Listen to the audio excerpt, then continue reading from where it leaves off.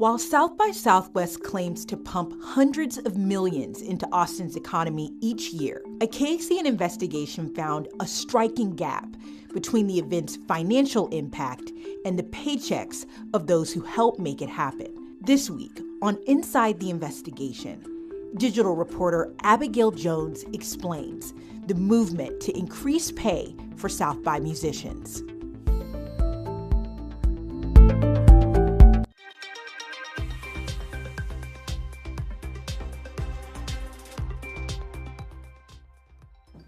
Welcome to Inside the Investigation. This week, we have digital reporter Abigail Jones discussing her investigation into South by Southwest. Abby, I think this is the first time that you've been in here with us, right? Yeah, this is my first time appearing on KXAN Live or doing really any on-camera experience like this. I'm excited to be here. Well, we're excited to have you. We're excited to be a part of your first on-air experience. But your report, it looked into the inner workings of how South by Southwest works with musicians. First, though, explain to us how they recruit and hire for this event.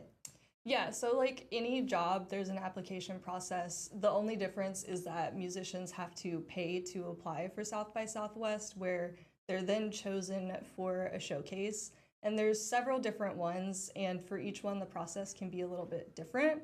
For example, Rolling Stone and Billboard, they have their own showcases that have become popular in the last few years. Rolling Stone has the Future of Music showcase. I talked to Rolling Stone's publisher, Brian Shaka. He said that some of the performers are chosen through the application process and some are chosen through Rolling Stone's talent recruiters, where they'll go and look for people that they want specifically on that lineup. And that's important because depending on the showcase, the pay can vary too. So Rolling Stone and Billboard spokespeople from both of those brands told me that they set their own pay rates that are separate from South by Southwest pay rate that they pay for a standard showcasing artist. And then the city of Austin also pays its own standard rate, which was set back in 2023. So if a musician is playing at a city-sponsored South by Southwest event, they will get that city pay rate. I see.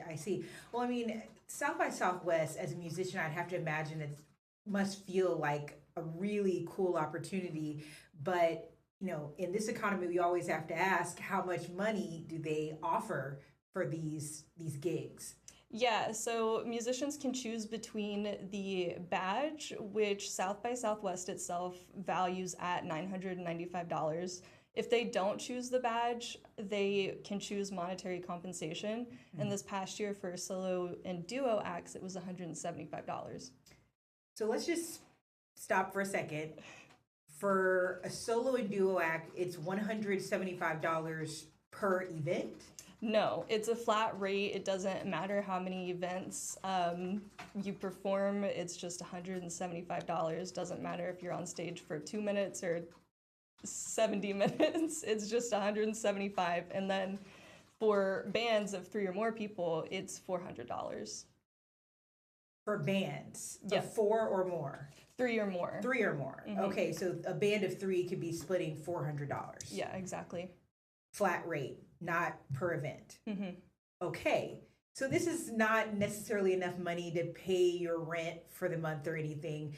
The musicians are, I'm guessing, working other gigs or even jobs during this time? Yeah, they kind of have to. We went out with the Austin Federation of Musicians, which is a local musicians union that's part of a greater national union, the American Federation of Musicians. And we talked to the AFM president, Aaron Lack, as he was handing out flyers and leafletting, spreading information about the union and kind of contesting what he called unfair working conditions and low pay. He said that the pay at South by isn't only low, but it's not even industry standard.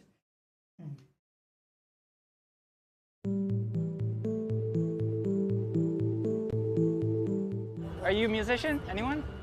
We're out here leafleting at South by Southwest here to let musicians know that they have a union and kind of to let them know that the conditions of the festival are not the industry standard at all here. We're just passing out flyers, information about South by and how it's actually harmful to working musicians and what to do about that. And the pay is just still really outrageously low. Even after a few increases of the last few years, they've really only been concessionary. And they're still not paid a living wage or even a human wage. South by depends on musicians. So we're out here letting people know what they can do about it, which is join their union. I also talked to Curtis McMurtry and Diana Burgess. They're a musical duo in Austin, and they've been doing South by Southwest for over a decade. They're also part of the AFM. They are native Austinites, and this year they played 6 shows in 6 days at South by. And they had to take gigs that weren't official South by showcases so that they could get paid, because for them, they chose the badges so that they could offer that incentive to other bandmates that played with them for their one official showcase. Curtis said that it's more worth it for some of those bandmates to be able to take the badge and a little bit of pay that Curtis will go out of pocket to pay each of those band members for, because he says that, he believes everyone should get paid for their work and their performances. But now, given the choice, I've found that it's easier for me to get other musicians to play with us for the showcase if I take the wristband option, and then I go out of pocket to then pay those musicians as well. So I lose overall, but if I just say, hey, can I give you this little bit of money and nothing else, then it's harder to get other musicians involved. That's interesting. So he's paying his bandmates himself just to get them to participate in the gig.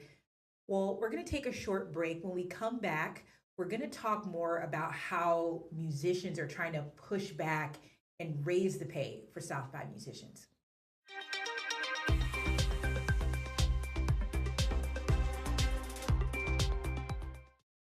Welcome back to Inside the Investigation. We've been talking to digital reporter Abigail Jones about her latest investigation into South by Southwest and their pay structure for musicians. I want to ask, what can be done or is already being done to rectify this unhappiness over the pay that South by is offering?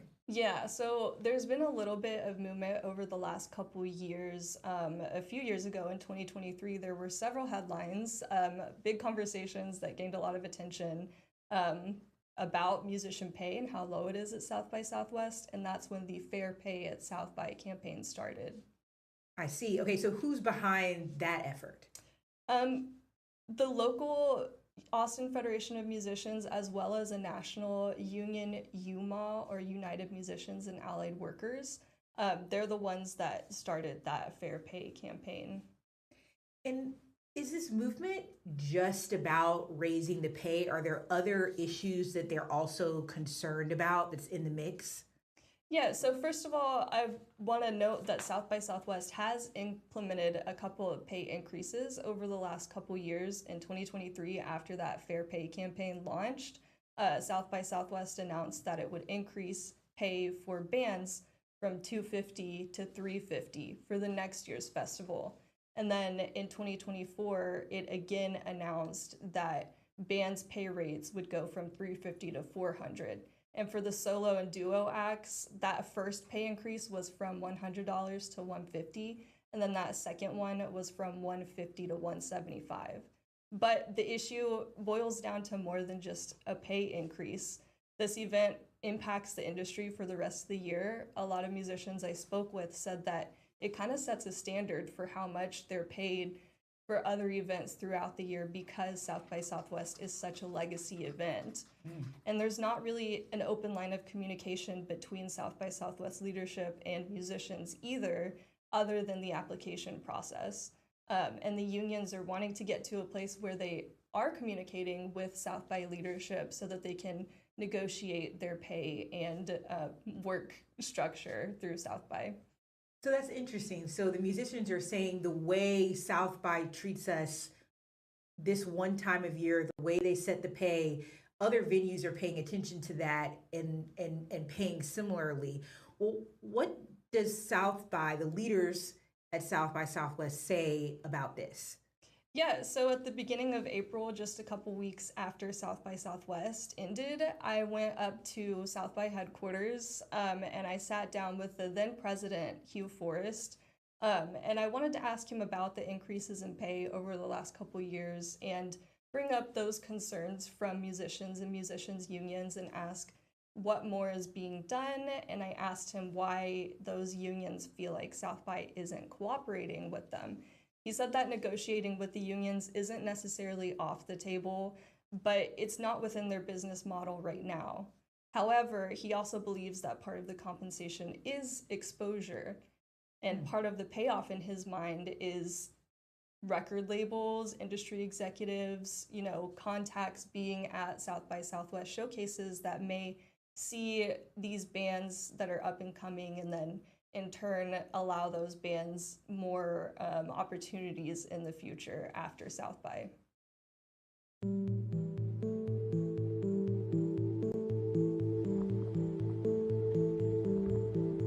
I think that fundamentally, our mission statement is South by Southwest helps creative people achieve their goals.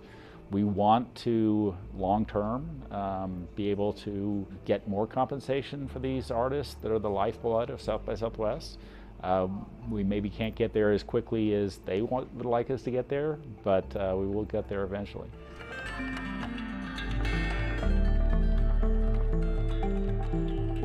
Those conversations have certainly helped us to rethink a lot of the things we do with the Music Fest as well as the Film Fest, and we've acted accordingly.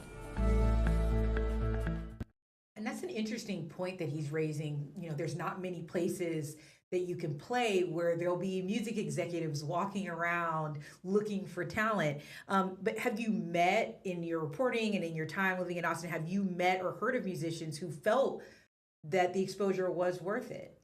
So the short answer is no, but Curtis and Diana, who we heard from earlier, said that they can understand the calculation at times because there are so many more people and potential fans and stuff that are out. So it may be, you know, you get a little bit more merch sales, you get new fans, and there's a certain prestige to playing South by Southwest and being one of those official artists for the festival.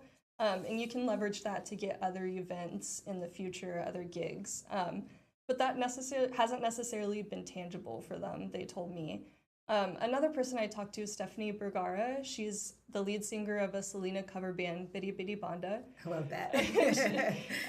She is also a lifelong Austinite. She's a huge fan of South by Southwest. She's been attending it for 17, 18 years. She said the festival is as old as she is. So she's watched it kind of grow and come to fruition. And she said that she's had dreams come true at South by almost every year, but still the offers that she's received to play at the festival haven't been worth it for her. So yeah, some of these offers that have come in, they're like, do you want to play XYZ corporate activation? It's on Rainy Street. There's no money, but we'll give you food and drinks all day. And I'm like, I have to pay these guys. I have to pay for parking. I have to source a sound system, which in Austin right now, there are a few things harder than securing a sound system in Austin right now. So unless you own it, and then that was an additional investment. So for the most part, it just kind of has not seemed like it was worth it for me to do some of these. And that was like being as vague as I possibly can. Like, I don't want to call anybody out because I don't want to get in trouble with whoever later.